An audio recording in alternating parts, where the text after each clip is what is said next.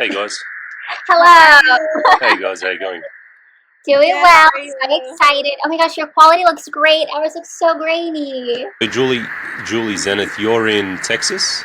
I'm in Texas, yes. Yeehaw. Awesome. And Yes. Juliana, Well, you're in California? Yes, yes.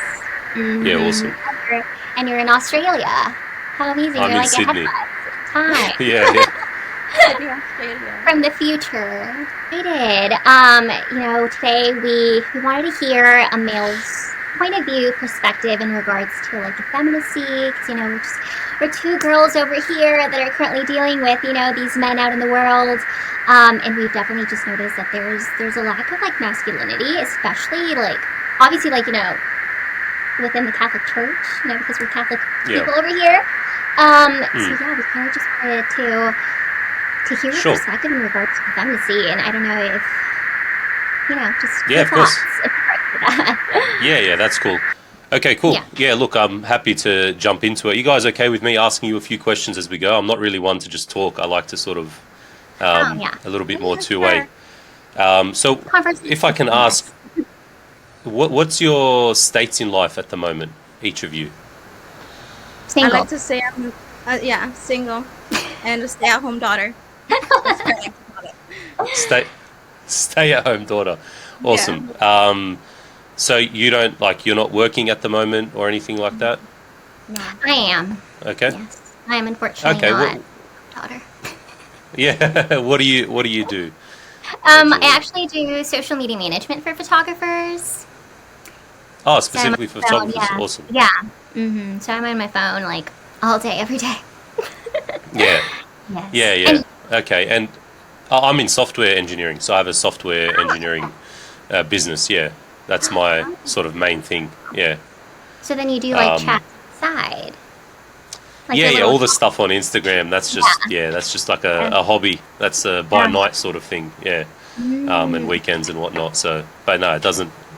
The church doesn't pay a lot of money generally. As a general rule, you're not going to make a lot of money at church. So, yeah, I do my own private business, and then this stuff I sort of do separately. So, yeah, cool. And how old are each of you? I'm 27. 27? And I'm 29. I'm 29. 29. Kazan, what do you mean old? You're making it out like you're 50. No, I mean, with this fur coat, I'm feeling like an older lady. Yeah. No, that's class. Look, I might just comment on that. The aesthetic of your guys' pages, top notch. It's great. Thank you. Your pages look really good. Mine's just like I got a massive head and a big beard, and it's a bit more rugged. But you guys are like very refined. I love it. It's really good. That's what we want. Thank you so much. We had to dress for the part today as well. We were like, what we're sharing. We got a shock. Now I feel underdressed now. I'm just wearing my normal classic green T-shirt. So. No, listen, I feel like we're going to get hot, actually, so we're going to, tone it down. And then Tone it down. Yeah, that's all right. Look, the reason I ask about your states in life is it's just good to understand the context that, like, where people are coming from when they ask certain questions. And it seems like you guys have certain questions about masculinity. Maybe they've come from experience. Maybe they've just come from things you've observed with people around you, not even necessarily yourself. And we live in a very odd time now. Like I have people very close to me, a female very close to me. She didn't get married till she was almost 30. Beautiful woman, and every single person would comment, "How did she go this long?" And it's like, you know what? There are plenty of girls like that, and it's not necessarily their fault. And there's good guys and good girls on both sides. We can never really load it or blame one side more than the other. But it is quite an interesting time that we're in. I think, Juliana, you're about to ask how old I am. Yes. You look like you are. Yeah, I'm 29 as well. So I turned 30 this year. Don't be deceived by the beard. No, we're not that old. We're all right. Here as well in September. Yeah, I'm November, so a couple months later. November what? I'm November as well. November as well? Yes. Well, we'll see if it's the same. Look, my birthday is on a very special feast day for our Blessed Mother. You know what that is? I don't know my date. The feast of the presentation of Our Lady to the Temple, the 21st. That's my baptismal birthday. No. Oh, you were baptized on the 21st. Beautiful. Yes. Yeah. And that's a great feast. Oh, well, just one off then, yeah. Yeah, it's a great feast, the feast of the presentation of Our Lady. So, yeah, I guess you guys sent me a bunch of questions that you sort of had, or topics, and we can start from the top, but we'll let it go where it goes. Oh, yeah, I think I'd start by asking you guys, what do you think is the biggest problem with the Catholic man today? Their ability not to suffer and not carry the cross long. Some of them are like acting like women. You know, they like get in their feels a little much. It's like you can't say anything, get offended, and you're like, that's my job, not yours. Yeah. No, I'll say it. Trust me. If you haven't seen enough of my content, there's really nothing off limits for me. So, we'll say whatever needs to be said. But yeah, great answers, which sort of leads into sort of the whole concept of effeminacy, and what that means to be soft. Like everyone says now, oh, men are soft. Like, what does it mean to be soft? When something is soft, it's sort of very malleable to touch. When you touch it, it moves with the touch, sort of thing. And going back to what you said, Juliana, about the inability to suffer, is the effeminate man chooses pleasure over the difficult things he needs to do to pursue virtue and truth. Right? That's the sort of standard definition. That's what St. Thomas Aquinas says, that effeminacy is being unwilling to forego pleasure in order to pursue what is difficult, which is actually the same definition of sloth, by the way. The difference being between sloth and effeminacy is the sloth is you have an aversion to the suffering. Effeminacy is you have a desire for the pleasure. So it's more so the desire is directed differently, you know. Sloth is you're avoiding suffering. Effeminacy is you're seeking the pleasure. And so when we think about that definition, and this is a little bit self-implicating because I'm, as a Catholic man, I'm guilty of this sometimes. And being guilty of an effeminate act doesn't necessarily make you an effeminate man. It's a constant struggle, but how often do we sort of choose pleasure over the suffering? And it can be such small things, you know. It could be sleeping in. Oh, I love to sleep in all the time. It's like, yeah, you're choosing the. That's me as well, Julie. So it's I love a good sleep, but we get up early. But like that's the thing, right? We got to wake up and we got things to do. And we can either choose the pleasure of sleep, or we can go through what's tough and get up early and get to work and whatever these duties are that we have to fulfill given our state in life. And that seems to be what is missing now with the modern Catholic male, not even just Catholic, just males, but especially Catholic males. And we've sort of skewed this understanding of male, and this is where I have a little bit of beef with sort of the ultra trads, you know, in our church.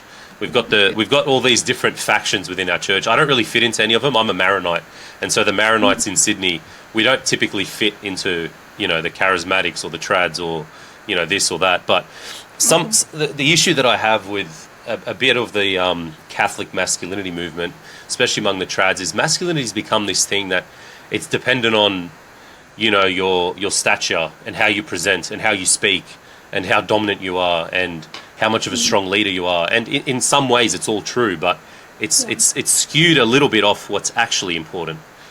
When you look at Saint Joseph in the Holy Family, we love him, by the way. I would hope you guys love him. That would be very concerning if you didn't. No, we're actually doing it. Joseph Novena. That's right. Oh my gosh. That's right. You guys mentioned. Yeah. It's awesome. Well, it's a wonderful thing. And if you look at Saint Joseph, and we look at the sort of the world's definition of masculinity, let's look at sort of some of the movements within the Catholic circles, and then you've got sort of the red pill movements, which are quite far gone. How would they perceive someone like Saint Joseph, given what we know about him in Scripture?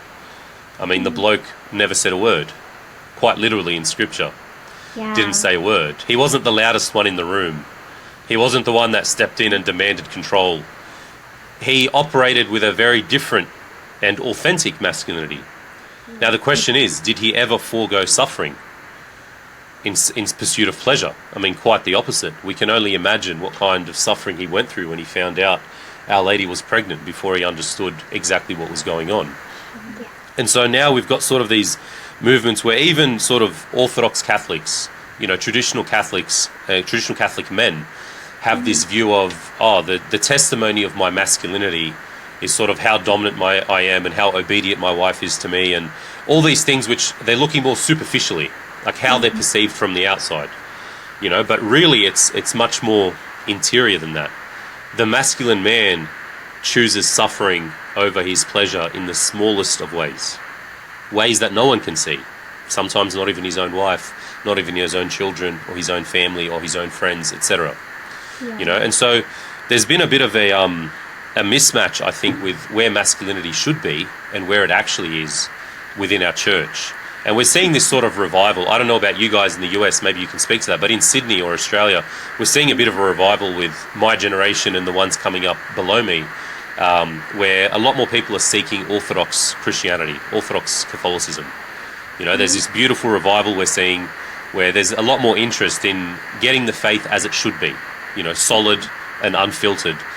But where I think, and this is just a personal opinion, where I think we've sort of started to go a little bit wrong is we may have overcorrected, and acting like a big macho male doesn't make you a true, authentic, masculine man. Right? Now, God made us male. It's up to us to become a man. You know what I mean? We have to really work. Yeah, yeah. We're going to clip that, right? Yeah. So yeah, but it really is up to us to journey towards authentic manhood as our Lord intended. And what better example than the Holy Family, which we can come back to. Now, if we want to really understand where things sort of went wrong, we sort of need to go all the way back to the beginning, right? Yeah. Adam and Eve. What really happened between Adam and Eve? Now, Eve ate from the tree, right? And then she goes and presents it to Adam. So this is the first major thing we need to understand about one of the main flaws we see now in women. And this is as a result of their fallen nature, is this fallen desire to control their husband. It's a fallen desire to control their husband. I did this once in a talk, and look, we had people there with pitchforks ready, but after explaining it, I think we got them over the line. But there's no other way to put it, in Genesis, when her punishment is, your desire shall be for your husband. There are some interpretations that it's actually, your desire shall be to control your husband, And what did Adam do? He accepted it. He chose the pleasure. So he chose the pleasure of his lower faculties, and it superseded his reason. So reasonably he knew, I shouldn't eat from this fruit. I was told not to. But he succumbed to the pleasures of his lower faculties and compromised the integrity of the faculties that are subordinate to his reason.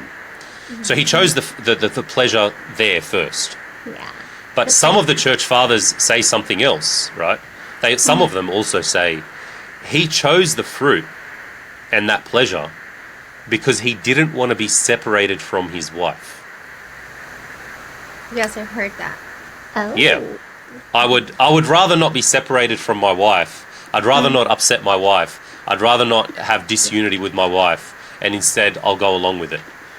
Think about how that's applied today. The human respect. How many... Yeah, go for it, Juliana. Oh, no, I was just saying human respect, and now that's something all men want. That human respect as well. So they choose the wrong. Of course. And so what ends up happening is he ends up submitting to a will other than the will of God's. And that's a critical point, that he would rather not upset his wife than do what he knows to be true. So the problem isn't that he didn't want to upset his wife or be separated from his wife. The problem is the reason, what he was foregoing, what he gave up, right? Yeah. And he was foregoing what he knew to be the truth and the will of God. And now let's look at Catholic marriages, even Catholic marriages now. How many men authentically lead their households? Who knows? Not enough. Yeah. Not enough. That's the reality. Not enough. And there are lots of men. You said lead. Sorry. No, sorry. Oh, lead. Not enough. Oh, that sounds horrible. Let me just clarify. Let me bring the mic closer, okay? Not enough men lead their wives, not leave them. We don't want them leaving. Yeah. Yeah. And men can act macho all they want. Again, this is in some. I mean, I'm not married. I'm a single man. I'm not married, but in some ways, this is self-implicating because there are times where I find myself, hey, I think I just chose a pleasure over the suffering, and that's something that I'm constantly working on. But there are men that act macho, like, hey, I'm the head of my house, but really, they are scared of their wives. There are men who are scared of their wives. What are they scared of, right? Yeah. There are men who are scared that there'll be disunity with their wife, even if they're pursuing a good, right? Mm-hmm. There are men who are scared that they will be deprived of physical intimacy with their wives. Mm. That's a problem. Yeah, Yeah. of course. And we can talk about how women can weaponize that, which some do, right? That is an actual problem. But there are men who actually are in some way scared of their wives, right? What should have Adam done in that situation? You shouldn't have listened. Am I cutting out a little bit? No, you're good. Oh, I'm good? Okay. Yeah, you're good. What should have Adam done in that situation is not be concerned, oh, this is going to cause a bit of, unrest between me and my wife. It should have been, no. God gave me strict instructions. The will of God comes first. Yeah. Right? We've been given all the guidance we need to follow the will of God. And as a man, you must be able to stay true to that no matter the suffering. So if my option is, hey, my wife's going to leave me, or I have to start sinning, what is the option I take? Let your wife leave. Let her go. Now, would I suffer? Of course, immensely. I would immensely suffer. But we cannot live a life apart from God, no matter the cost. We shouldn't be paying attention to the cost when it comes to choosing God. And that's now where the problem we have with sort of the modern male. I mean, we can sort of break up males into a few categories. We've got practicing Catholic males. We've got sort of the lukewarm, non-practicing Catholic males / maybe like the red pill, alternate right movement. And then you've got all the sort of lefties who pretty much want to be women, right? We can sort of split it up. We can sort of split it up that way. But across the board, we're not really seeing that desire. Look, you know what? I'm not afraid if I'm going to be deprived of physical intimacy. You cannot use sex as a weapon against me. That's really what men should be standing up and saying. There are lots of men that take it laying down, which sometimes I don't know if I'm saying Australia-specific things, so I should rephrase. There are lots of men that will cop things that they shouldn't cop because they are, in some small or large way, living in fear of the consequence. Now, let me just clarify. Should men be prudent and compassionate and cater to the needs of their wives 100%? I'm talking about when the choice is her will doesn't align, what she wants doesn't align with what God wants me to do. That's where men need to have no fear. And that's where I think, again, a personal opinion, I'm happy for people to try and correct me, that's where I think men have sort of got it wrong, in that they're not willing to suffer regardless of the level of suffering in order to pursue virtue and truth. So do you feel that like us women are also kind of like slightly like we have some fault in that? Of course we do. We have the sin of Francis media. That desire to control is our problem. But how you're both right. You're both right. So there are faults in women, right? There is the sin of Eve. There is that desire to control, which needs to be kept in check. However, you're still not responsible in that sense. It's not up to women to make a man become a man. Can they help? Are there ways they can contribute? 100%.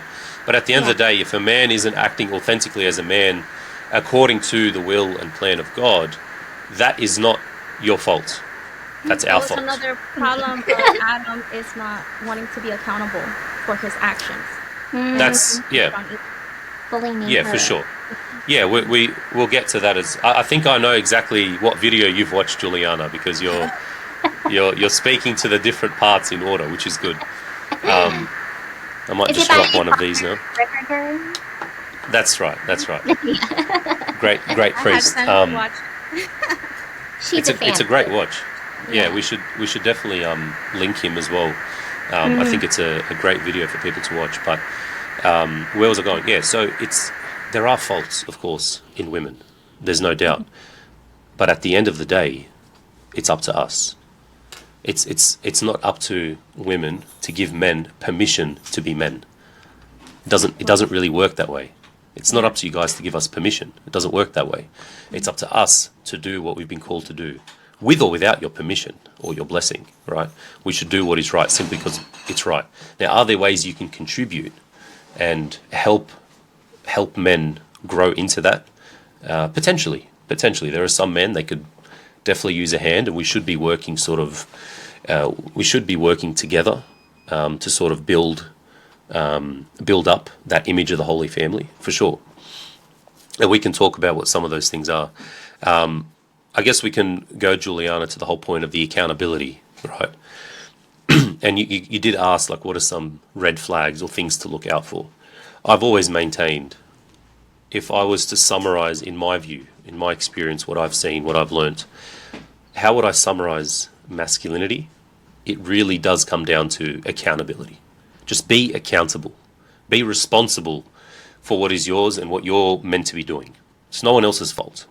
Now, yeah, we all have different upbringings. We might be in a specific situation because of where life took us. But at some point, especially as a man, you have to say, I'm here because of me. Right. That's it. I'm here because of me. What did Adam do after God found out?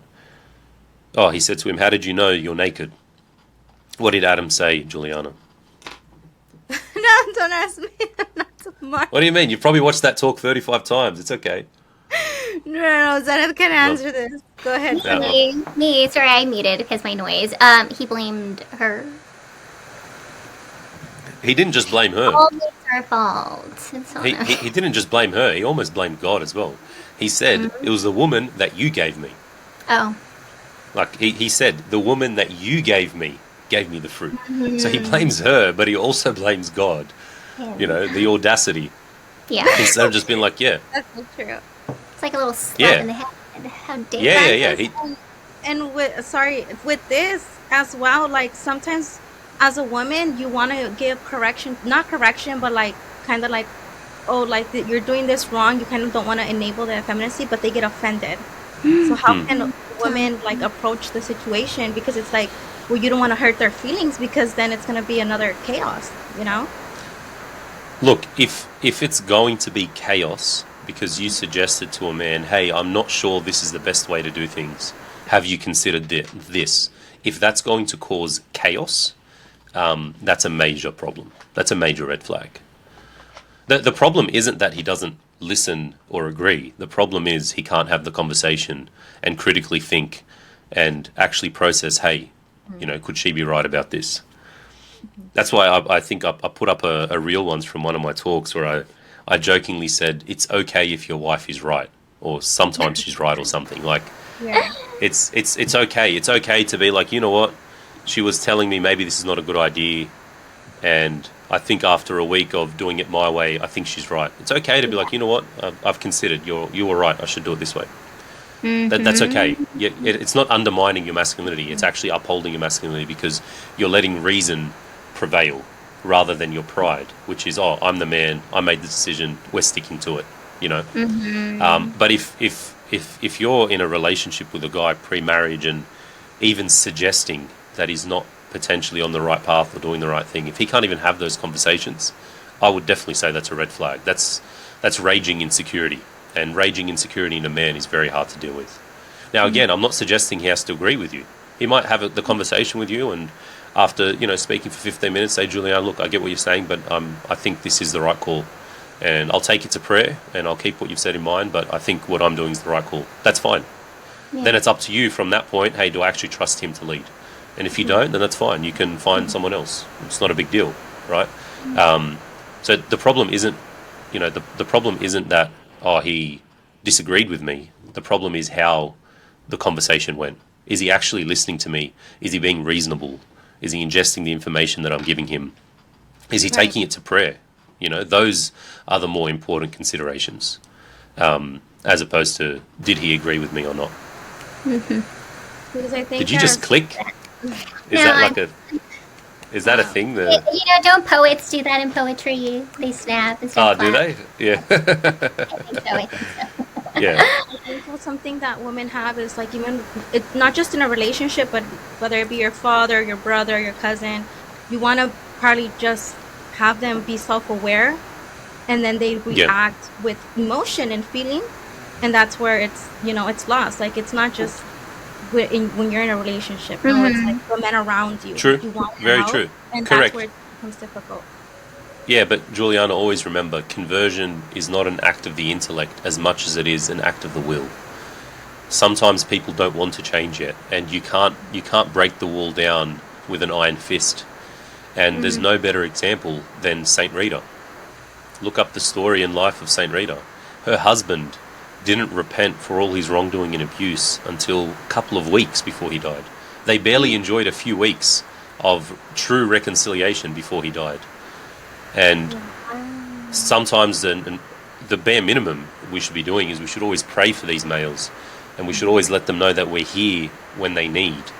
But we can't. It's the same with females, really. Like, you can't force someone to change, right? They have to decide that they want to change, and until they do that, there isn't really too much you can do but continue to pray for them and let them walk that journey. Now, it's especially hard with males around us, whether it's uncles, brothers, parents, whoever. We want to help them and we love them, but eventually you have to accept, hey, this person's free. They're free to sort of do what they want to do. And then on the other hand, if it's someone you're romantically involved in or a potential spouse, it just comes down to deciding, hey, is this really the person I want to trust to lead me? For both of those situations, those are really the things that we have to do, especially as females. That's what you guys really have to decide. Is this the person I want, to lead me? Because you have that choice. No one's forcing you to be led by just any random person. No, you have a choice as well in who you choose to be your Saint Joseph, effectively. Yes. And if I was to summarize and you say, hey, what is it that us women can do? I would say your goal is to become like Mary. Don't become fixated on making him into Saint Joseph. Become fixated on making yourself into Mary. You see, you need to direct your attention to yourself, not onto him. And a part of you becoming a Mary will be supporting him in becoming a Joseph, and vice versa. A part of him becoming a Joseph is supporting you in becoming your Mary, right? But ultimately, your primary focus is, how do I become like Mary? Saint Rita didn't sit there scheming, okay, how am I going to fix my husband for all these decades? No, she worried about her relationship with God, and she served him and served her husband in the best way that she could. And ultimately, it was her prayer that changed him. So the same thing for you guys. When you think, hey, what can I do to help him? What you can do to help him is become like Mary and pray that he becomes like Joseph. And God willing, he's got the same intent. Ultimately, you should be with men who have an explicit goal to become the Saint Joseph of their home. That's so true. Sometimes we don't think about that, and we need to work on ourselves. And I always think, like, the reason why people around us are not saints is because we ourselves are not saints. Like, we have to actively work on ourselves so the rest as well just flow. Yeah, it's very easy for solid, good Catholic women to sort of prance around and be like, oh, there are no good Catholic men out there, and how do we fix them, and how do we do this, and how do we do that? And it's like, well, really, maybe don't have such an overinflated sense of where you are spiritually. Maybe keep pursuing God. Oh, have I disconnected? Apologies. We can help it change, it's okay. Oh, you guys actually changed. Well, We did, it got a little too hot, so, toning it down. A little intermission for you guys to do your outfit change. Yeah. Where were we? I think I was saying it's quite easy now for a lot of solid practicing Catholic girls to become so fixated on also what's missing in men. One of us has obviously prayed for patience at one point for us to be, thrust into this trial of patience now. So it's whoever it was, you got what you prayed for.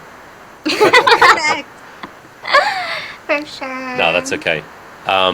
Where was I? Yeah, I was just saying it's at least what I found here. I don't know if it's the same where you guys are, but it's become very easy for women to question or point fingers at what's lacking in men. And there are plenty of things lacking, but it's important also not to have an overinflated sense of where you are spiritually, and keep progressing and keep moving forward and keep striving towards our Lord, regardless of where the men are. And the same goes for men. but yeah, it's definitely something to look out for. Back to the thing about sort of accountability. I think now more than ever, we've got men who are. There's always someone to point the finger at. There's always someone to blame for where they are. And I remember I was speaking once to a guy at one of the churches here in Sydney, and he mentioned there are a few things about his life that he's unhappy about, and he just always seems to draw the short straw in life, etc., etc. And so I asked him. I said, "What would the man look like that you would want to marry your daughter, should you have one?" And he started describing all these things. And I said, "Give me everything, spiritually, mentally, physically, just everything."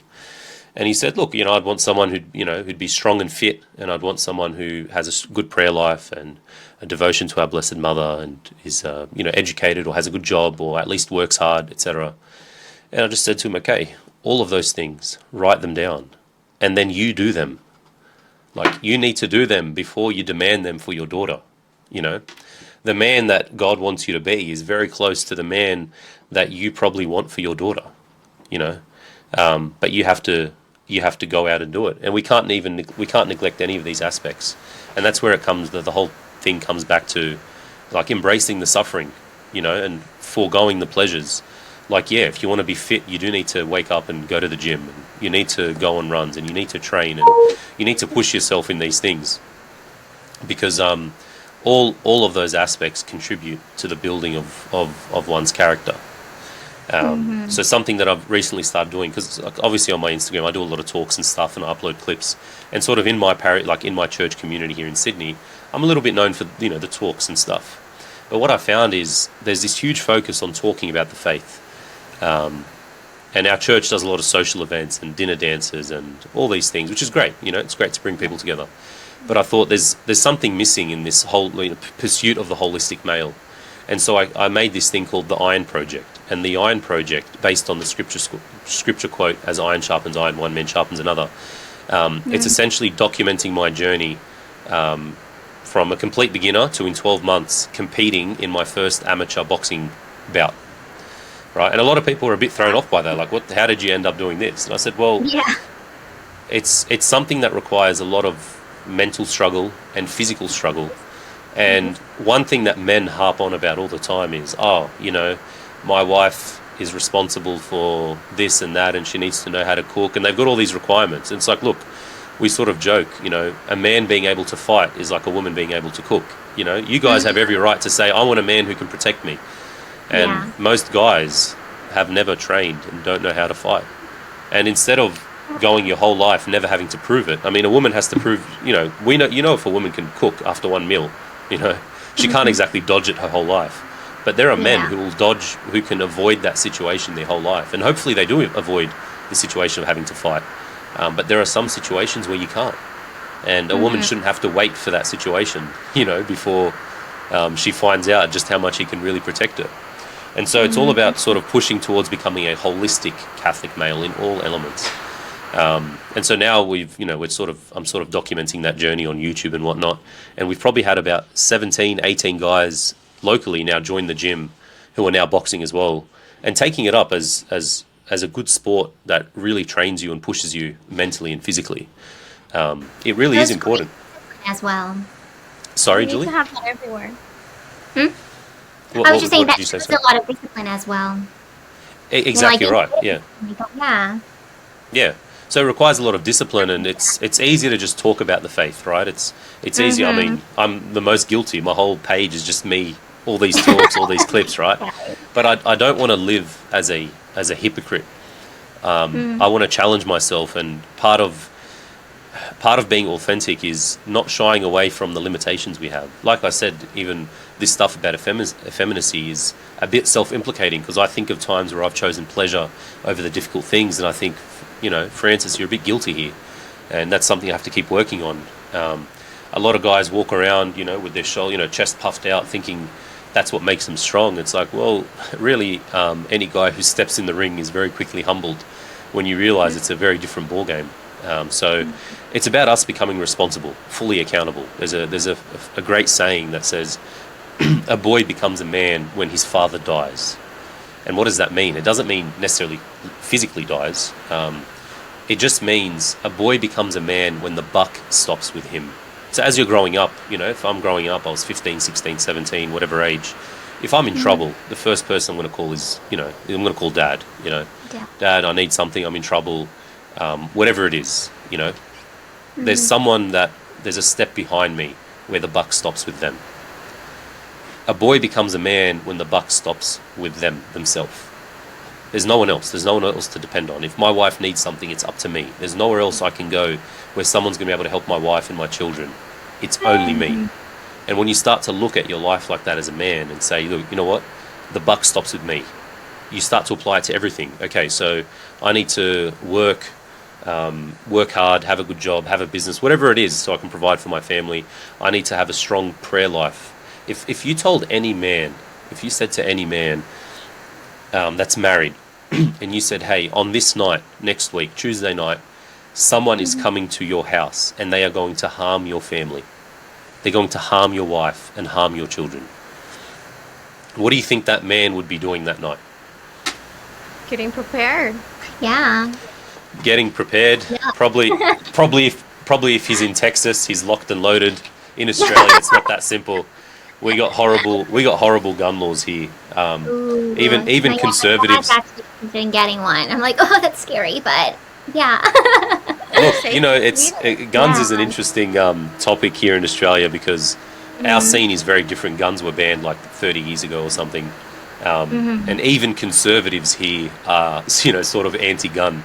A lot of them anyway. But there are a few of us who are very, very pro-gun. You know what guns are so good, Julie, is because guns is what gives you as a female equality with a man in a time of danger. So that's why it's a wonderful. To the countryside, so my dad's like, arm up. I'm like, okay. yeah, it's great. But I might need to learn too. It's scary, but need it. But back to that example, they'd be preparing. Like I said, in Texas, they're probably locked and loaded. I'm not sure what it's like in California, but either way, you're preparing. You're preparing, and at any cost, you'll protect your family. But they're worried about people coming to attack their family, and then the next point is, well, the devil and evil spirits are out to attack your family all the time. All the time. He's coming for your wife. He's coming for your children. What are you doing to prepare? Your shotgun and your AR-15 aren't going to help you then. Okay, that's not going to help. There's only one thing that helps. I should have had a rosary here. Maybe I do have. Oh, we got one. Thankfully, man. I almost embarrassed myself. This is the only thing, that's going to help. Yes. This is the weapon, right? And men have this. There's this whole women pray more than men thing. And it's like, but why? Why aren't men praying? And I'll put my hand up first and foremost. That's the biggest area of my life I struggle in. A prayer. That's the part I have to consciously focus on all the time. But we make this excuse. Oh, it doesn't. It's not our thing. You walk into any church in the middle of a random day. It's just all these women praying. It's like, and men just come up with these excuses like, oh, we've got to go out and work. We've got to go out and do this. And it's not about comparing how someone's praying or how often, but you do need to pray. And you do need to have a regular prayer life. And as a man, you do need to have a strong devotion to our Blessed Mother. You cannot avoid these things and think that you're going to be able to protect your family from the harm that is coming their way. Because it does come. We're so fixated on the physical harm, barely fixated on the physical harm. Most guys can barely swat away a fly, let alone protect their families. And then you've got the spiritual harm, which is a huge risk, and nothing's being done because, that's up to women, So you've got the spiritual aspect you need to grow. If the buck stops with you, it's up to me to protect my family, okay? So I need to provide for them, both financially, but also spiritually and mentally through my formation, emotionally for my wife, etc. I need to protect them, again, physically and spiritually. Those things alone take a lot of work. Most guys are just sitting around, things will sort themselves out. There's an assumption of safety. They live with an assumption of safety, both physical and spiritual. Don't live with an assumption of safety. If you ever watch celebrities when they're walking around and they've got their bodyguards very rarely look at the celebrity themselves. They're not smiling at people. Their eyes are just sort of darting around to all the potential risks. Right? That's how we need to be as men with our wives and our children. Constantly eyes darting around just to understand and be wary of the risks, both physically in the world, but also spiritually. Yeah. And I really like what you said. Go ahead, Zeneth. No, you talk. Like where you said about action, like most of the time we're just talking and there's no action, it's just all talk, no bark, like they say. It's true. And what matters is the spiritual protection. It's just not just physical. What are you actively doing? Are you praying for your family? Are you praying, deliverance prayers or whatever your family needs? And most men probably don't do that, even if they're traditional. Yeah. And that's a big problem. Yeah, it's not enough to chuck on a nice top hat and carry a pipe with you and go to Latin Mass and think that's it. Like, no, there's a step beyond that, right? It's in the smallest of ways. You have to be uncompromising and really be willing to take on that suffering that's needed. Yeah. Oh, geez, am I disconnecting again? Nope. Yeah, we need to be uncompromising and don't fear the suffering, and don't desire the pleasure. I mean, every time anyone's indulged in the pleasures of life, how have they felt afterwards? You never exactly feel great. You might feel great in that moment, but then not long after, how do you feel? And so as men, it's about constantly, a man can't just think he can live his life indulging in pleasures and then one day, all of a sudden, he's going to become this great role model and, in the image of Saint Joseph. It doesn't work that way. It starts very much with the small things. It starts very much with the small things. Stop complaining. Stop worrying about small, like the complaining enough. I mean, it's sort of a man and woman problem at this stage, but especially men, it's very off-putting when you've got men complaining about quite small things. It's like that's one of the things that I've noticed a lot on social media with men. Not you, but a lot of men online. Like, these men are complaining, or like they're acting like girls. Yeah. And I'm like, Yeah. The only problem with saying they're acting like girls is we shouldn't be suggesting that girls should complain either. That's what we've got to be mindful of. But so I'm like, I really. but look, it does come a little bit more to sort of women in that they're a bit more emotive, and they express that, and that's okay. But at the end of the day, like if you were to choose an object in nature to represent what a man should be, it should be a mountain. That's what it should be. It doesn't move with the wind. It doesn't shift. The weather doesn't change. It's like, no, it's stable, it's strong, it's consistent, and it's the rock. That's what sort of holds everything down. It's very normal for us guys. We have struggles. It's not to say you can't feel anything, but there are ways to deal with it, right? There are ways to deal with it, and you shouldn't be a volatile presence in your home. You shouldn't be that way. Ultimately, when a wife is interacting with her husband, she should know that 99.9% of the time she's getting the same version of him in terms of his tone, his mannerisms, his behaviors. He's consistent. You don't want to be someone who's volatile. Because it becomes very hard for a wife to lean on her husband when she feels like he's not stable. Yes. You're not going to lean on your husband when you feel like he doesn't have that sort of stability, and there's a price to pay for that for women. There's something that I've said, I haven't got it in any talks yet. It probably will come up eventually. It's one of the more controversial things I've said, apparently, is that I don't think it's prudent or wise for a man to necessarily share everything with his wife. And apparently for some people, that's a bit of especially for some women, that's a bit of a slap in the face. Like, what do you mean he can't share with me everything? And, I mean, let me get your take on that before I see that. And see, I'm kind of like, no, yeah, I do see it. I feel like sometimes there's, like, just certain things that you just want to keep to yourself. Not because you're hiding anything or anything, but, like, also you just, like, don't burden the person. Yeah, exactly so right. And yeah. It sort of comes to, maybe I'll ask you, Juliana, what do you think? My initial thought is the same. Like, what do you mean? Yeah. we have to know everything 100%. But when you think about it, well, it's true. Sometimes, and even then, like sometimes things in marriage are gonna just be reserved for you and God. Like, there's so many things that should be reserved for the final judgment. Not everything needs to be out in the open, so I can see that. So that initial reaction that's like, what do you mean? What do you mean I'm not going to know everything? You know where that comes from? Where? You were just talking about the sin of Eve, yeah? Yeah, yeah, the control. Oh, Yeah. yeah. Control. Because I want to control everything, you see? Yeah. It's not to say you want to. It's this little. It's like this simmering desire that you sort of you keep in check. We all have vices, but that's where it comes from, right? And still, there are a lot of women. I mean, if they could slap me, they would because of this. Because I'm suggesting that I'm suggesting to their husband they don't really need to tell them everything, and it's not that they don't trust you. It's not that they're hiding something from you. It's that ultimately, you are leaning on your husband in a certain way. You can't both lean equally. Yeah. One has to lean more on the other. That's just how it works, right? And who should be the pillar of strength that you're leaning on? It is your husband. And there are things that you've got enough, like as a woman in a family with children, you've got enough to worry about. You've got enough to worry about in family life and the children and running a home. And it very much is, the mother is the foundation of the home in that sense. A man doesn't have to, a man can have a very stressful day at work. He may have just lost a major client which he has to deal with, and he may come home and he may share that with his wife, but he may not. And what she has to do is trust, hey, he's got things under control at work. It's not like he's in bankruptcy and he owes some shady guy $2 million and you have no idea. That's a horrible thing. It's like, hey, that's why some women complain, I say to him, how was work? And he says, it was fine. It's like, why doesn't he tell me more? It's like he doesn't want to. He doesn't want to come home and then unburden all this crap that he's had to deal with all day. He actually wants to come home to a place of peace. That's what he wants.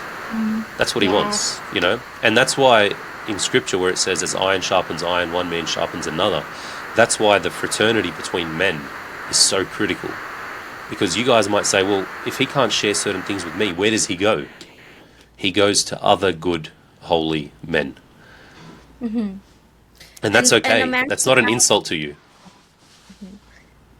I think a man should have different kind of friends because he's also going to have different kind of children. So every friend should be different. He should be able to talk to different kind of people. For sure. Yeah, they should be able, a good man should have that charisma to be able to interact with different people. But it's more so the point that I'm making, which is apparently controversial, is that men cannot depend exactly on women in the same way women depend on men. They still depend on each other. And each dynamic is different, right? There are some husbands and wives that have a different dynamic to another couple, and that's fine. They've got to find what works for them. But ultimately, if a man's desire is to protect his wife, it also is to protect her emotionally. Like us guys, we can have some dark thoughts sometimes. And if we were to offload that every single time, right, she would spiral. You would 100% as a woman spiral. You'd be like, I'll give you a minor example, right? Would you want to know, a lot of men struggle with sins of the flesh, right? Lust is a temptation that exists for pretty much every man, provided they're not asexual, okay?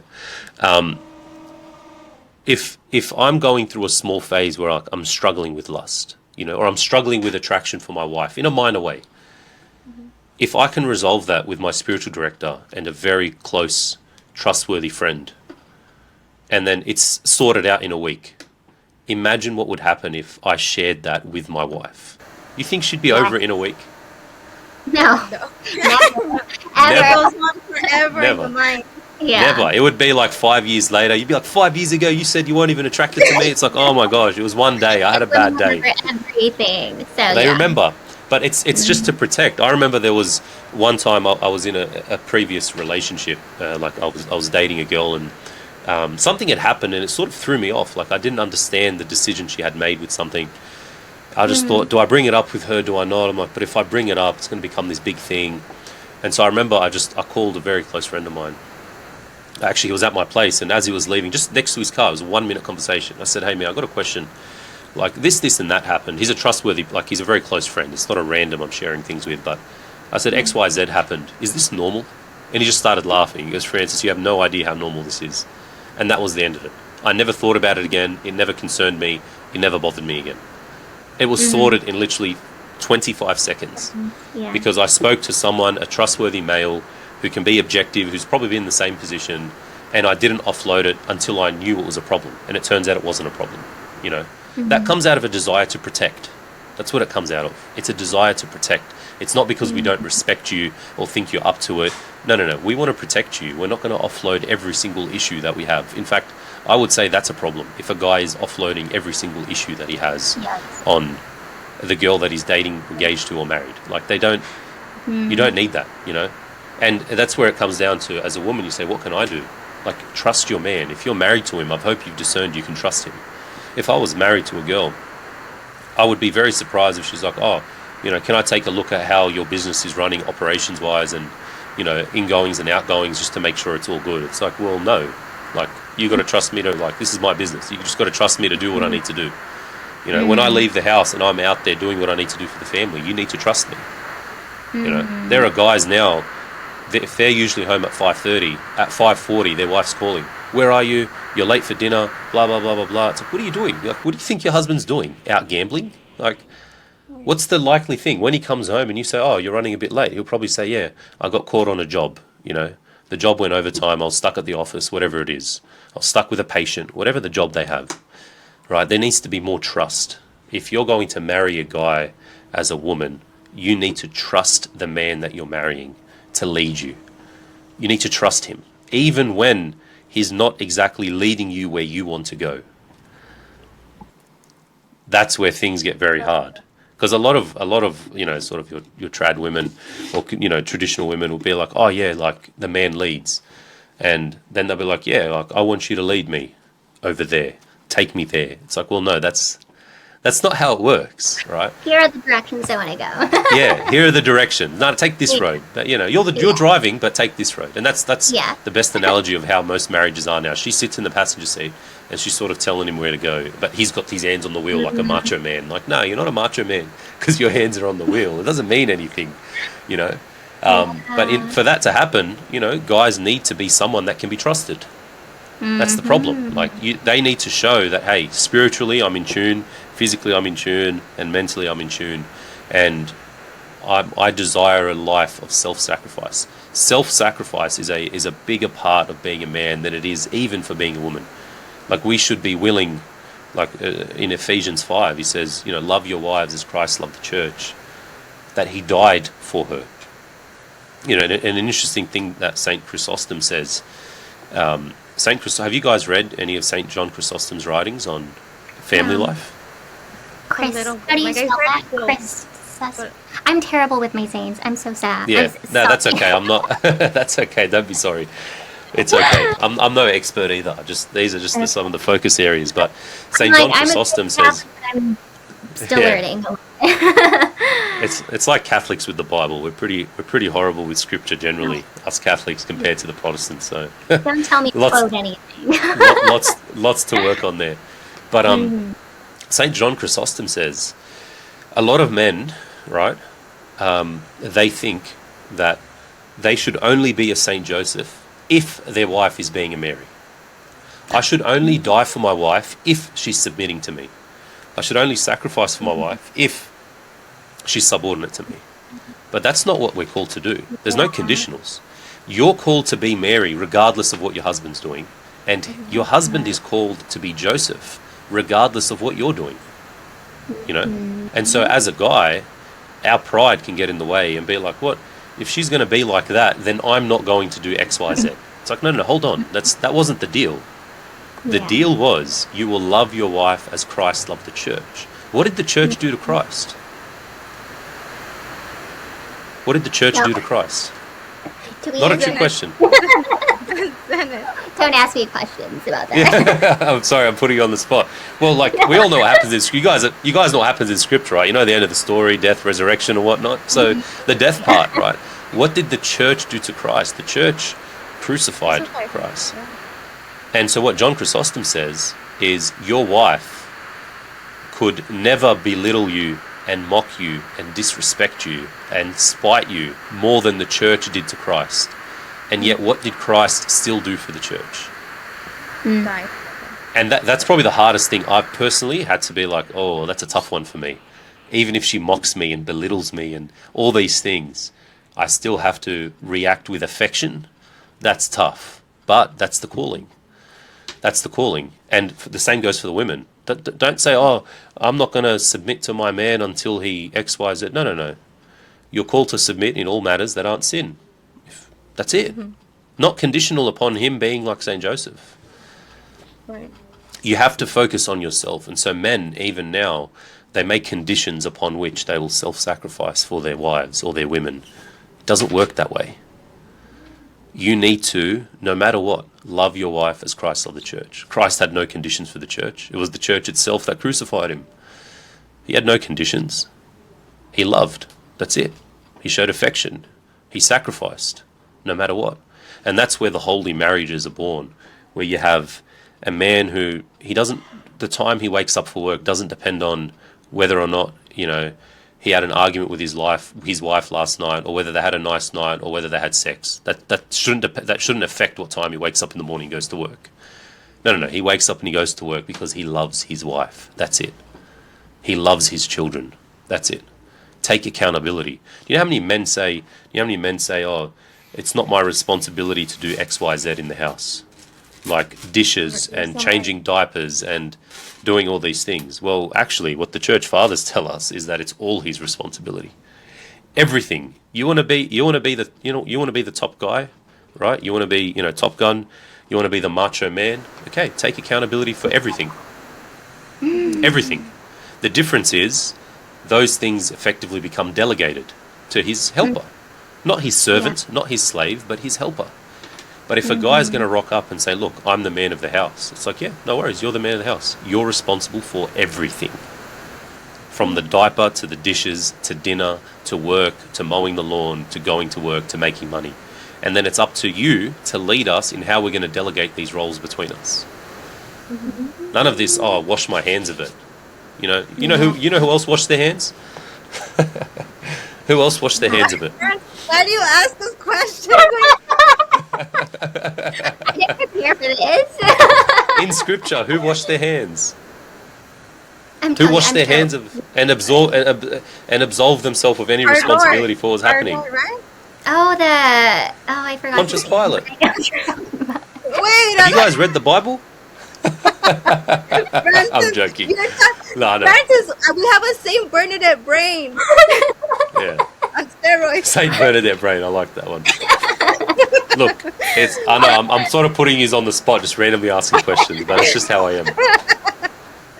But look, after this, I'm going to send you guys both a copy of a Bible, just in case.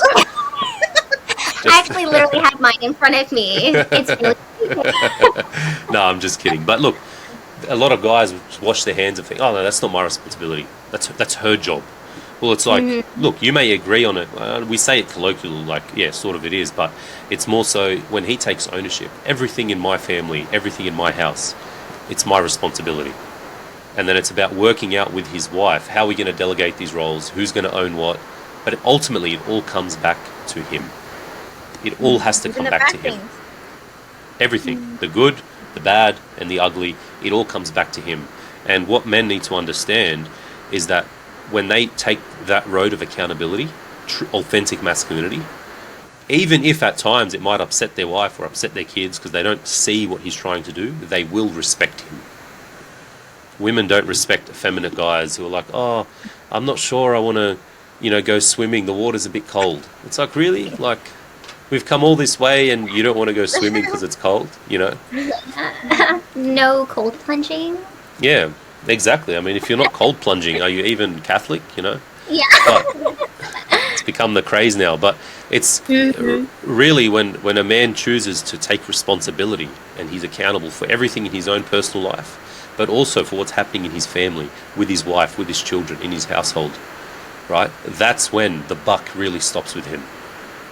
He doesn't say to you, oh, you should have known to do this, you should have known to do that. It's like, no.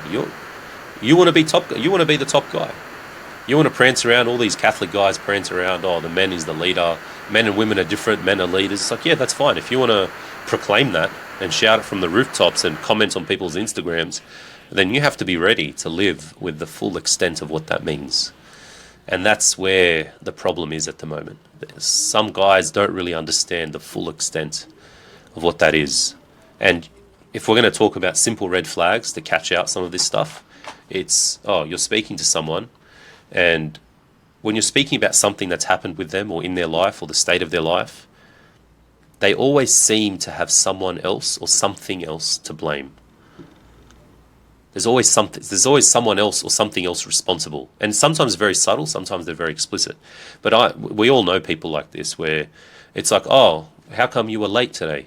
Oh man, you'll never believe what happened. X, Y, Z. It's like, yeah, cool, maybe that happened. But then the next time they're late again, and then they're late again, and then they're late again, and each time there's a new excuse. Yeah. You know, it's like, look, I'm not quite sure these are going to hold up. You know, we once had a developer that worked for our company, and he was supposed to be at a meeting. He didn't show up. He said, "Oh, sorry guys, I had to take. Sorry guys, my dog chewed on my charging cable for my laptop." It's, okay, that's a bit weird, but okay, whatever. I guess it can happen. And then a few days later, he missed something again. He said, "Oh, sorry guys, I have pink eye," and he like recorded up close on his eye. His eye was all red. I was like, "I'm not sure we needed to see that." And then the next week, "Sorry guys, my dad had a heart attack. I need to take him to hospital." I'm like, man, this guy's the unluckiest guy in the world. Yeah. 3 days later, his brother went to prison, and eventually I was just like, we can't do this anymore. Like and so when we got him on a call in order to let him go, even then he was like, "Oh, sorry guys, I can't turn on my camera. My wife is behind me breastfeeding." I'm like, "Yeah, we're done, man. Like, we can't even like fire you without an excuse, you know." Eventually your excuses run out, your reasons. Like, of course, sometimes you're late for a genuine reason, whatever. Sometimes things happen, but when there's always something else to blame, when there's always someone else to blame, that's the first sign that a man lacks the true accountability necessary to be masculine. That's such a good one, because I feel like even on our account, the one that we're running, like even the little small things, right? Like we're like, oh, men should dress well and appropriate for church, and there's always someone in the comments, well, I don't have enough money. You can go thrifting. You can go, buy things on a budget. Like there's always an excuse. There's always an excuse that's stopping them from doing what is truthful and virtuous, and instead taking the easy route. My most viewed video so far is about dressing to mass. And it just starts with, you know, Catholics have become too casual when they dress to mass, blah, blah, blah. And the comments erupted, right? And it's like, oh, you don't know what it's like to wake up with children and you're running late. And it's like, yeah, maybe I don't know what it's like. But it happened the first time, right? The next time, wake up earlier. Like, I'm sorry, but how many times can we make excuses? No one shows up like that to a wedding. Exactly. You should see Maronites in Sydney. The way they show up to weddings. You'd think it's like, you know, Paris Fashion Week or whatever it's called. Like it's insane, right? It's like, that's great. You can clearly put in the time, the effort and the money, but then on a week-to-week basis when you're only coming to see our Lord, you can't. There's no excuse there. But there's always these little excuses, and it's so much worse in men. It's like saying to a man, you know, if say he's gained a few kilos, right? I'm someone like, I've been boxing, I used to be quite like overweight. I still am, you know, but I'm on the way down, right? And I don't say, oh, you know, I'm big boned and, oh, you know, I've got some, you know, it's my genetics, it's my metabolism. Like everyone can come up with excuses. Like, nah, man, that's not why. Like all you need to do is hit the gym maybe 20% more and eat 20% less and you'll be fine. You know, I can make 1,000 excuses or I can just say it how it is. Work. And a lot of people make excuses. That's what it is. Like instead of just identifying exactly what the cause is, they want to start to point fingers on different people or different things as to why they are where they are.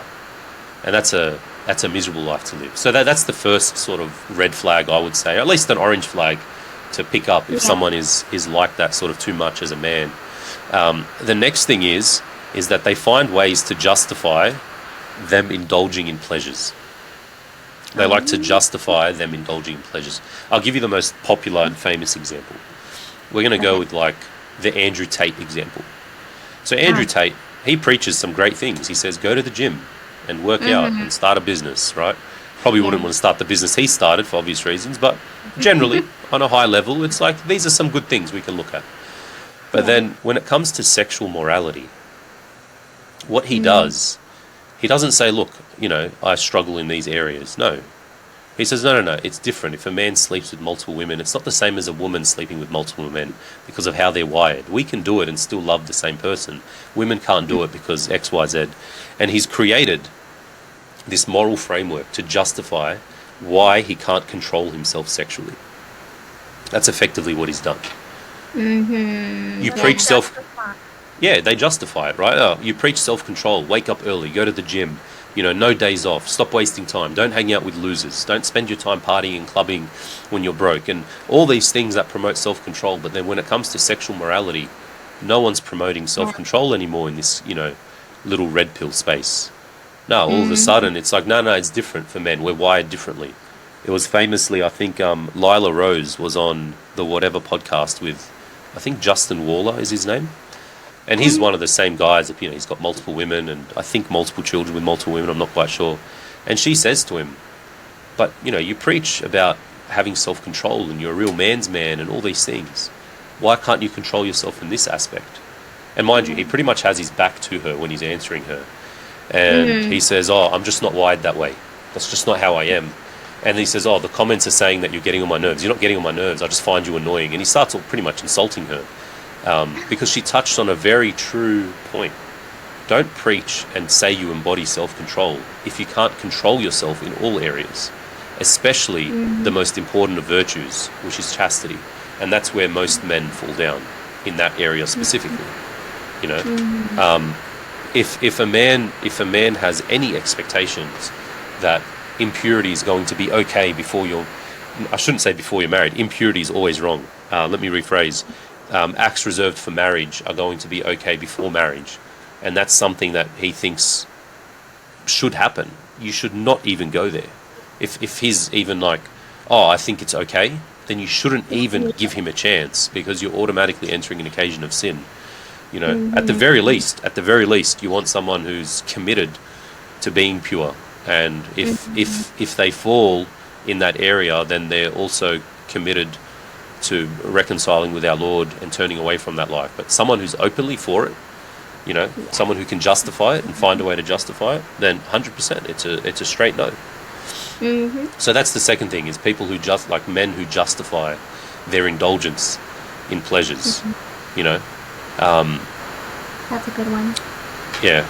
I think that's what we get the most with the other girls that we talk to, is like always the chastity thing, and women always saying, well, I didn't know he watched porn until now, or I didn't know he did this until now. Like, it doesn't, I don't know if they mask it well or what it is, because this is a problem even with like these traditional Catholic men that portray a lifestyle on the internet.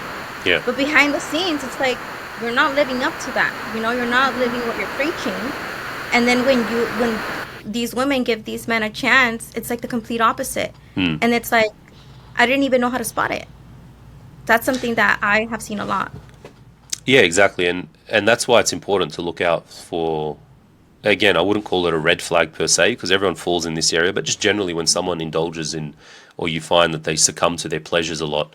And pleasures can be, not everything's as equivalent as sins of the flesh, like it could just be, enjoys, he sleeps in all the time, or he's always watching TV, or he's always playing video games, or whatever it is.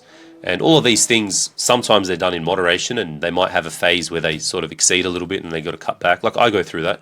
I'll go through a phase where I might play video games at a very moderate rate, and then I'll notice it's sort of increased, and I'm like, oh man, I should probably cut it down. That's normal. It's really us trying to live out the virtue of temperance, but it's more so when it's incessant across many areas, and they don't seem to have the capacity to tone it down or the will to tone it down. That's when it's like, hey, this could be a problem, because it's likely spilling over into other areas of their life as well, Francis, I want to go back to what you were saying earlier about the friendships and stuff, because this has happened to me personally, where I didn't like that this man was sharing with his friend. Although he was a good friend, I felt like, what if that friend looks at me in a different way because of what he's saying, right? But I think it does go back to, I have to trust him. But at that point in time, I felt like he was oversharing. Like, when does it come to a stop where men shouldn't share certain specifics and just should be with the spiritual director? 100%. So my rule for myself usually is I share the minimum amount possible in order to get the counsel that I need. The minimum amount possible. So as soon as he starts oversharing, that's when he starts to go into sort of the realm of detraction, because he's sharing information that a person doesn't need nor is entitled to, that can detract from you as a person. There is, I guess there is that element of trust with who he's sharing with, but it should always be the bare minimum possible needed to get the counsel that you need. And that's very hard to define because it's subjective based on the situation. But if you find that it is excessive, that it is something you should definitely pull him up on, because it affects you ultimately. And it's not like you're saying he can't speak to anyone. It can go to a spiritual director as well, or a member of the clergy. Usually it's a little bit safer. But yeah, you definitely don't want to share things that take you into the realm of detraction, for sure. You know, this protector, you have to protect this woman's honor. 100%. And some things, you know, might come out a little bit, and it's just how to share with prudence, I think. So not always. Yeah, prudence. Exactly right. Prudence is a big factor here, in that knowing what to share and when to share it, and never saying or doing anything that's going to degrade or affect the image that anyone has of your wife. She should be held, especially in public, in great dignity, before all people, for sure. But again, prudence is one of those things, very hard to draw a line around it. It's something that takes a lot of prayer, a lot of discernment, and a lot of guidance for some people from a spiritual director, as to what's appropriate and whatnot. Enlightening us with your wisdom, because you have a St. Thomas Aquinas brain and we have the St. Bernadette brain. So thank you so much for sharing your perspective, Francis. We appreciate you. No, that's okay. These conversations are important, and it's important to be honest about the state of things and what needs to be done on both sides. I know we focused mainly on men, and we touched a little bit on the women as well, but the worst thing we can do is leave things in the dark and leave them unaddressed. Because, like, what does the devil want? The devil wants us in darkness and alone, and that's why we have to be in community, in the light, and bring all these things to light for people, you know. And there's a lot of trash online, as you guys know. The internet is not a friendly place, and even in the Catholic scene, it's also unfortunately. Francis, I did a like 7-second video. It was a funny video saying, oh, there's because someone asked me, where do you find good-looking Catholic men or something like that. Juliana, can I stop you there? Yes. That video is one of the funniest videos I've seen on Instagram. Thank you. That's it. I had to watch it a couple times. I'm like, the first time around, I'm like, this is funny, but I'm not sure if she's serious. Don't watch it again. I'm like, this is hilarious. Yeah, I know. It was just. And they got completely thrown out of context because I rejected this man and he took it that's how you know they took it personal. A 3-minute rant of me, and it's just horrendous on the internet. And these are Catholic men. These are the Catholic traditional men we have. Yeah. No, it's just Look, look. There's always going to be insecure people out there. There's always going to be situations where these things happen. That's why especially like you guys are content creators, and so part of being a content creator is you discern what you're putting out, but once you put it out, you have to be unapologetic, because you will not please everyone. I've copped DMs, like long essays of all the like, I can't believe you said this, how dare you say this. Some of them have left comments, some of them it's private, some of them it's in person, and that's fine. That's okay. At the end of the day, everyone's got a different style, and we got to keep sharing the truth of it. You know, at the end of the day, one of the biggest things you guys should look for in a man is he is secure. He has to be secure about himself, and to the point where, like, I advise men all the time, right? If you're dating a girl, you can be 6 months or a year into dating a girl. If she breaks up with you, if she has discerned and said, hey, I'm decided you're not for me, I tell them, you say, no problem, God bless you, and you do not look back. You don't challenge it, you don't question them, you don't say, but wait, you don't try and stop it, nothing. You say, no problem, God bless you, I appreciate you letting me know, I'm sure it would have taken a lot of courage to do this, and God willing, you continue to discern what God has in store for you. And you walk away and you do not look back. And you do not message and you do not call. I've made this mistake before, and I learnt from my mistakes, and the reason is because when you start calling and be like, you know, Juliana, what happened? Why aren't you answering? Or Julie, why aren't you answering? And message, please just talk to me, blah, blah, blah. There is no woman on planet Earth that goes, you know what? This makes me really want to talk to him. Right? Yeah. It doesn't make you respect him anymore. I tell guys, the best chance you have of, if let's just say you're set, look, I want the best chance of it working out with this girl, even though she just broke up with me, the best chance you have is you walk away and you don't look back. Because when she sees, well, you know what, he's secure in himself and she's left to discern on her own, if she decides that maybe she's made a mistake or maybe she's matured in her understanding, then she will come back and let you know. But for you to be like a week later, why won't you talk to me? Can we please talk about this? I can be better. I can be this. How are you going to respect someone who's messaging you to let you know they're ready to compromise in order to be reunited with the pleasure that is you? It goes back to the same concept of effeminacy. He's being effeminate. Yeah. He doesn't want to suffer being away from you. But when you know, hey, like he's away from me and he's suffering and he didn't look back. He's secure about who he is. He's walking away like a man. That's the best chance he has. That's why being a secure male is so important. Women struggle very much to respect insecure men. Yeah. It's very hard to respect, like, you know, a man should be able to, look, he can still have his, I'll give you an example. Let's just say you make a joke about him, right? It might be a joke about his appearance, a joke about his job, a joke about something. And let's just say he didn't appreciate the joke. There's a difference between getting soppy and sad about it for the rest of the day and then not replying to you anymore, or skipping out on dinner and being a little sook, and just saying, hey, look, Juliana, I know you were joking when you said this, but I'd appreciate if you didn't make light of X, Y, Z. And then he's normal. Remember, back to the consistency. He's not volatile. He's not going to start changing his mood based on what happened. Again, when I was younger, these are things I struggled with. I'm not saying I'm a perfect, you know, stable man. It's something that you sort of work towards over time. But you far appreciate the second option than the first option. You know, you're more likely to respect him. He didn't lose his cool. He didn't get angry. He didn't change. You still went out to dinner. You still had a great night. You know, he was still lovely to your family. Everything's the same. He just said, hey, you know, when you said this, I'd appreciate you don't speak that way to me. Okay, yeah, cool. You're likely to say, yeah, no worries. Instead of it being a long, drawn-out 12-hour thing of he doesn't want to talk to you, and, you know, if you hold his hand, he snatches it, and he's like, he's not in the mood. It's like, why are you acting like a child? Like, no one, like, no woman respects a man that they feel like they have to mother.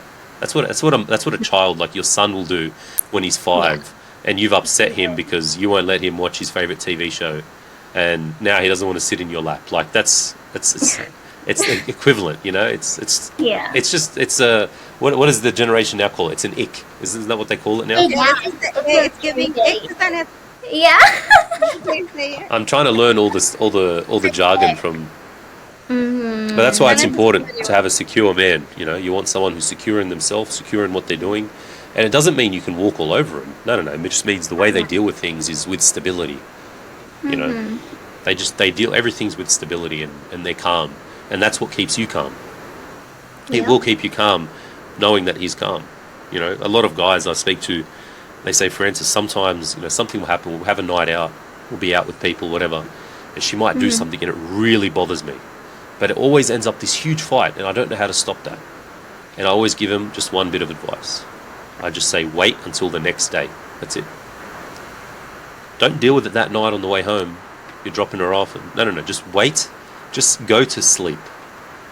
You know, there's this saying, you know, never go to sleep angry. I'm like, I think that's a horrible saying. I think it's stupid.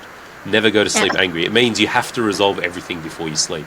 The reality is sometimes it's far better to just sleep on it.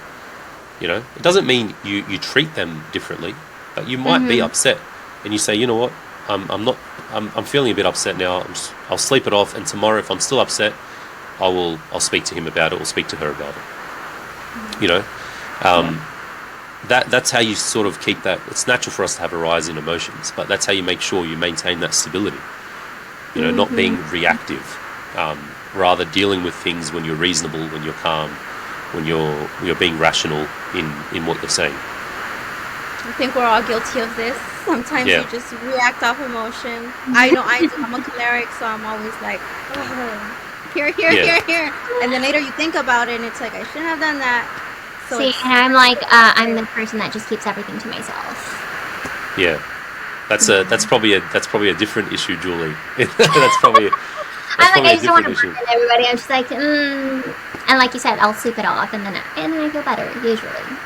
Yeah, well, if you don't, it is still important to talk about things. Because remember, any man you end up with, Julie, end up married to, God willing, you would hope that person really wants you to be okay. and wants you to be happy and at peace. And so sometimes you have to help him be able to do that. You know, you don't want to go down the road of like pop culture where women are like, oh, he should have known this, he should have known that. Like that's just stupid pop culture stuff. Like, no, he doesn't know. Like, he sometimes forgets the anniversary, and he's going to forget stuff, and that's not a testimony to how much he loves you. And sometimes he can't read your face or read what's in your heart. Sometimes you need to have the conversation and trust that they're willing to listen and have that conversation with you. You know, so that's probably on the other end of the spectrum. There are some that just come out with it a bit too quickly, and there are some that don't come out with it quick enough. So it sounds like that's you too. The complete opposite. Have a combo though, perfect. And then Francis is in the middle. Yeah. Me? Oh, you know what? It's interesting because I'm sort of like a choleric melancholic. I'm a mixture of both, and so there's the choleric side, which can be, you know, quite loud and confident and, you know, make people laugh and very convicted and whatnot. But then there's the melancholic side, who just wants to kick back, doesn't say much. He looks like he's depressed. You know, you question if he loves you, that sort of thing. So yeah, it's a bit of both. It's a bit of both for me. But yeah, yeah. And look, but that's phlegmatic. The whole thing about being stable. That's where the challenge becomes, because, like, for me, I have to be careful, and this is something I've struggled with in the past, is I can't be too mellow, you know, because that's not stable either. Like, I sort of have to find that balance where I can keep it consistent. Because imagine my wife, she's like, oh, 1 minute he's chatting as we're chatting now, and the next he's mellowed out, and it's like, what happened to him, you know? So, like, I also have to try and avoid that situation. Which isn't easy. But the most important thing is, like, maintaining the relationship. You don't start changing the way you act based on how you feel. You know, that's why before I was talking about the weaponization. Like the weaponization of sex, for example, which primarily is done by females. It's like, you know what, he doesn't want, you know, he decided we're not going to do this, or we're not going to follow through on this. Whatever decision he's made that I'm unhappy with, or however way he's made me unhappy, then I'm going to start to deprive him of the things that give him joy.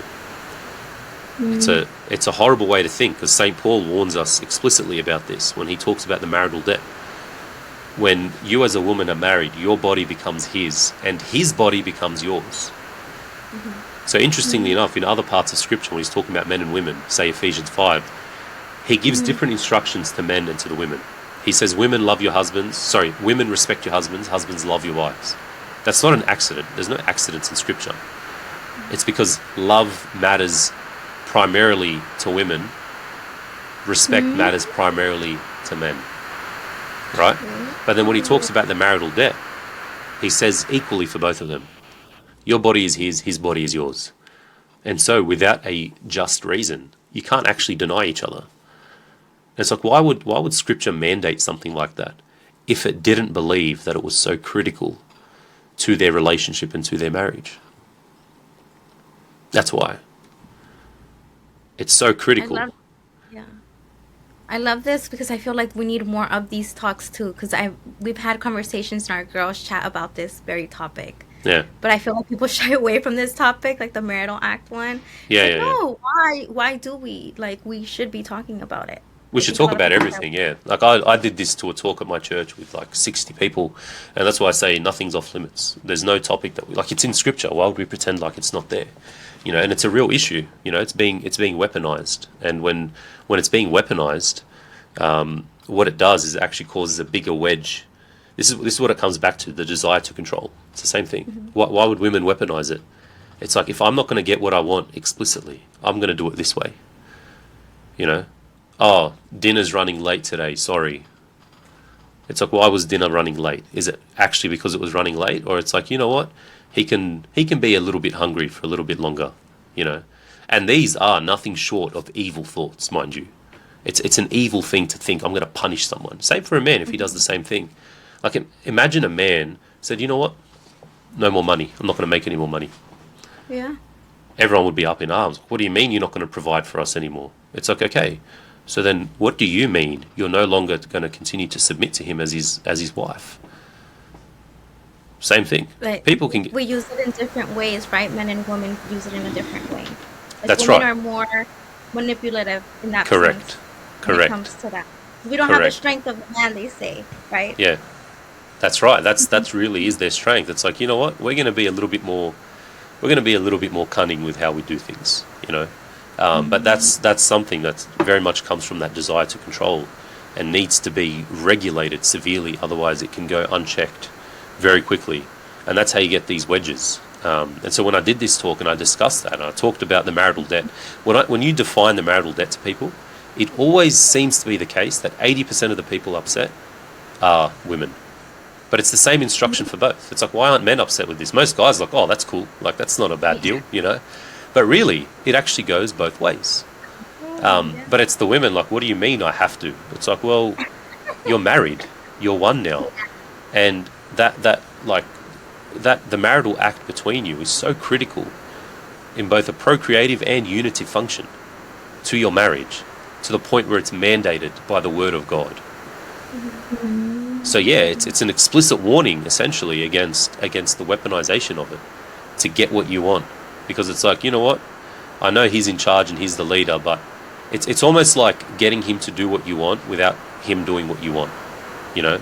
It's like getting him to go in the direction you want, but still maintaining, oh, he leads my household. Do you know how many women I've met who are like, oh, my husband is the head of the house? I'm like, let's be honest, he is not. He is not. We all know it. Like, maybe you can put on a public show of how you submit to him, and you know he's the head of the house, but you can just tell, you know. And that's why it's important, no matter what's going on, both always maintain their duty to each other. A man gets up and he goes to work and he comes home and he gives his wife a kiss and he says, you know, how was your day? And they have dinner and they talk and they do everything as normal, because when the emotions fizzle, right, the foundation is what's left. But if it's like, oh, I've had a bad day, and he messages her, I'm not having dinner at home tonight, I'm going out with the guys, but it's because he's angry and he doesn't want to be around her. And it's like, how's she going to be left feeling, you know? Yeah. And then it just becomes like a tit for tat, like, oh, okay, fine, if you're not going to do this, then I'm not going to do this, and then everyone starts counting, and that's not the road we want to go down, where we're counting, you know. True. So always we got to stay consistent, regardless how we're feeling. We got to fulfill our duties, both as men and as women. And even if there's an issue, it's like, hey, there's this issue between us. It might take a month to resolve, but resolve it calmly and have all the discussions you need to. But keep the peace in the home for the sake of your relationship, for the sake of the children, etc. You know. Right. Amen. Yep. Wait, do you actually have that chat like online? The one that you were just talking about? Like, do you have it on your YouTube? Yeah, so the full-length talks, they're unlisted on YouTube, so I could share the link with you, and then you guys can watch the full thing. The part one of the talk was about an hour and a half. Part 2 was 1 hour. Okay. So yeah, there's the full-length one there. And alternatively, if you guys want, we can do the talk on something like Riverside or Zoom, and you can invite all your friends. I couldn't care less. Just invite whoever you want. Live stream to have a different conversation about it. For sure, yeah. I'm always down for anything. Like, I'm happy for you guys to round up in a couple of weeks, if a couple of months. Sorry, I'm doing a talk at the local Chaldean church for their women's ministry, with just purely women, which will be my first talk to only women actually. And I was like, what do you guys want me to talk about? They're like, oh, marriage. Yeah. I'm like, are you sure you want me to do that? Because they're like, yeah, we want you to do it. I said, okay, we'll do it. So I'm always up for anything, even if you guys want to cover this topic in an informal setting. I don't even care if you get your friends on. It doesn't matter to me who I'm speaking to. And that way we can just bring everything to the light and talk about it. Yeah. Well, it's because we need that, Francis. Like, the girls, I think, have so many questions too, because we want to see the male's perspective, you know? Like, make it make sense to the female brain, because they're not understanding. We want to see how men operate. Like, okay, but this is the reason for that, the reason for that. Look, there are lots of things that we couldn't tell you guys about, like from the male perspective. And honestly, the first step to women having much more peaceful relationships with their men is being open to hearing from men about what helps them, and vice versa. Men need to hear from women. A lot of women give horrible advice to each other about men because they have no idea what actually goes on for a man. They're horrible. Like, I've spoken to women and they're like, they got this and that advice. I'm like, let me guess. It was from like one of your female friends. We don't help each they're other. They're not going to be able to help you. Sorry, Juliana? I said we don't help each other. We just make each other spiral. Yeah, so pretty much. Yeah, I'm glad you said it. I was trying to avoid it, but yeah, that's that's pretty much what happens. But look, men are a lot simpler than you realize. Like so much simpler than you realize. For the most part, all men need, like all men want when they come home, is know they are coming home to peace. That's it. Like that's what it comes down to. Like there are men who on their way home will park outside or park on the next street and take a deep breath and it's like, here we go again, before they pull into home. That's not what you want your man to feel. Yeah. Yeah. There are men where as soon as if they're running 5 minutes, hey, where are you? The kids need this, the kids need that, we need to do this. It's like, oh my gosh, it doesn't end. You don't want that. All men want is peace. And sometimes what that means is coming home to a well-kept home, to a smile, right? Not someone who's looking at them like, oh, why are you 6 minutes late? Yeah, exactly. Yeah, exactly. But to like a smile, genuinely being welcomed home, okay, like a nice meal and some quiet time with his family. And sometimes he just needs 20 minutes of silence just to like, re-energize, and then he's all guns blazing again. Most of the time he doesn't need you to resolve his issues for him. That's another thing. And that's what we want to do. That's what we want to do, right? Yeah. And I was talking about this. This is such a good thing to give up for Lent. Like women, we have that desire to control, but even in prayer, we want to control the prayer. We want to control the outcome. Yeah. How God is going to do it. How God is going to perform this miracle this way, this way, this way. And we have a time limit on how it's going to work out. And no, we need to surrender. Just surrender. And like really like a guy, most of the time, he doesn't need you to solve most of his problems for him. Honestly, what he'd far prefer, like a man would prefer from his wife, is when he comes home to a place of peace where he just feels welcomed, where he feels loved, okay, and he can have a nice meal with his family and a gentle touch from his wife, and he's 99% better already. Like that's it. You've made his day better. You haven't tried to fix it and, oh, why don't you do this and why did you do this and why did your business partner do that and don't let him take the share of... No, just relax. Like all he needs is when you guys are hanging out for you to hold his hand and let him know that you missed him, and you can have a pleasant conversation. And if he talks to you about stuff, then so be it. And if he seeks your advice, then so be it. That's a great thing. He probably will. Most guys don't, oh, I'm not talking to my wife. But it's like, don't feel the need to like jam yourself in his mind and try and fix everything. Like really what he loves more than anything is your presence and your affection. That really is the secret. You see, Zeneth, are you learning something? I am. I'm like afraid to become that kind of woman. Yeah. Yeah, and look, and something else, just one last point to keep in mind as well. There's absolutely nothing wrong with being like a strong female. Like that's not a bad thing. Like just as we've said how the masculine has been misconstrued into this archetype, it's the same with the female. Like not all women have to be like these ultra shy, quiet, meek. Like they should all be meek, but meek just means having control of your power. That's what it means. So if you're like a strong, sort of outspoken, confident woman, that doesn't mean you're not feminine, right? But it's about learning how to channel that properly. It's about learning how to channel it and be authentically meek, rather than trying to become someone you're not, Like all women, regardless of how shy or outspoken or how opinionated or whatever it is, they can all be great, beautiful feminine women by virtue of how they act. That's it. And that's why I said like what he probably needs the most is your presence and your affection. Things which can be done by women across the spectrum. It's not reserved to a specific type of woman. That's what we want to bring. That's beautiful. Yeah. That's perfect. Yes. What a way to end it. Yeah. No, that was not me saying, oh, an hour. 2 hours. We kind of went over it, but it's all good. Yeah, no, we will definitely have to do like a part 2 at some point. Yeah, for sure. Any time. It's great. Look, I really admire how open you guys are to asking and hearing tough things. Like sometimes it just needs to be said and discussed, And so I definitely admire how you guys are going about it and the work you guys are doing online as well. It's really important in sort of re-establishing a sense of what it means to be a Catholic in the world. So good on you guys. I'm definitely looking forward to doing more of this stuff. Hopefully with better internet next time. And please send us a link to your talk. Yes, of course. I'll send you the link for both parts of the talk.